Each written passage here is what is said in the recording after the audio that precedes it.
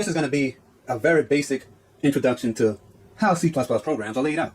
So most C++ programs will start with a directive. This is indicated by this pink color, and our statements here are going to be these black lines. That is a statement. That is our first directive statement. Following that will be our main function. And the main function also has several statements. And those statements will also include keywords.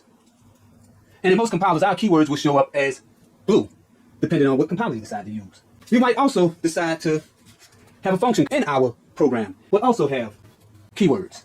And sometimes keywords are referred to as reserved words. But our function also has statements and a return type. We might also have a loop in our function. And that loop would also have some keywords. And these keywords could be things like declaration of values like ints, floats, doubles. And of course, it's composed of statements. And we might also drop some comments so other programmers will know what we did here. And that will be a line comment. This will be a comment that starts after this statement. And we can put another one in here. So in our loop, this could also be a break statement. And that's going to return us back into our function that's going to return some value.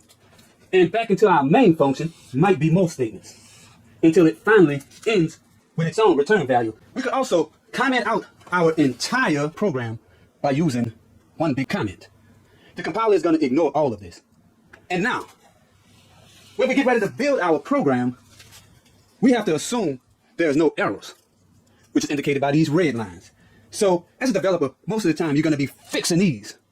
And after you think you fixed one, two might pop up.